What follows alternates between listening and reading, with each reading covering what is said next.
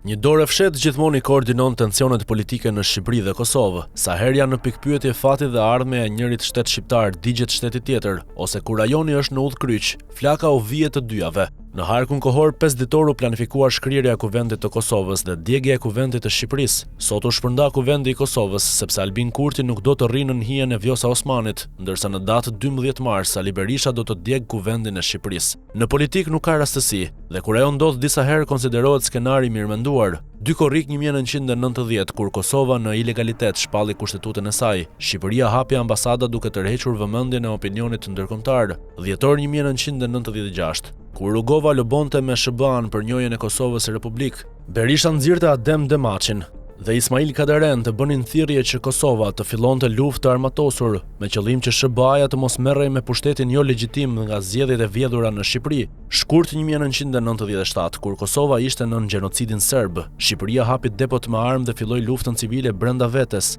me 4.000 të vrarë. Shtator 98, kur ministrit mbrojtës Kosovës Ahmet Krasniqit ju grabitën 8 milion marka për furnizimin e Farkut me armë dhe u ekzekutua në Tiranë që të lije ushtria e Rrogovës e paarmatosur. Një javë më pas u vra Zem Hajdari dhe Shqipëria u fut në kaos dhe anarki.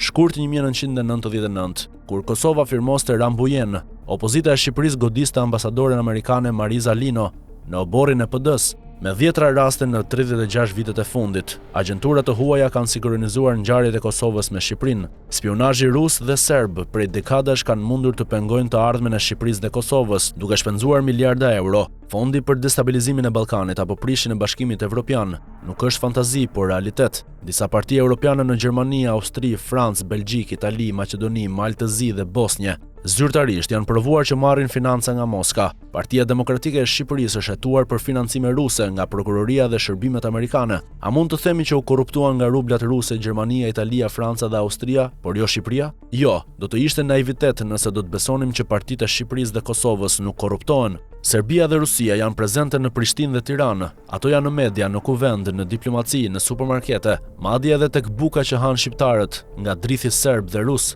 Në vigjilje të një lufte të tretë botërore, ku janë përfshirë me 10 shtete, Kosova mbetet për herë të tretë brenda një viti pa qeveri, ndërsa Shqipëria çdo javë del në mediat e të gjithë botës me video nga bombat Molotov të 20 kamikazëve që i paguan Berisha për të djegur kryeqytetin. Në thelb flaka dhe tymi, ka kohë që i kanë dalë edhe vetëvendosjes, por edhe Partisë Demokratike, luftë e shpallur kundër SBA-s. Në Kosovë duhet ekzekutuar Vjosa Osmani, sepse takoi 4 herë Donald Trumpin, i cili ka shmangur zyrtarisht Albin Kurtin. Tiranë duhet ekzekutuar Edi Rama, sepse firmosi bordin e paqes dhe Berishës i shkuan dëm $7 milion në Washington. Vjosa dhe Edi mund ta kishin merituar 100 herë më parë për t'u ekzekutuar, sepse kanë dështuar, por motivi i eliminimit këtë radhë është që të dy ishin krah Donald Trumpit në Washington. Vendimi për destabilizimin e Kosovës dhe Shqipërisë këtë radhë u mor të bëhet njëkohësisht, sepse duhet eliminuar çdo linjë pro-amerikane, në një kohë që SBA po rivendos partneritete të reja.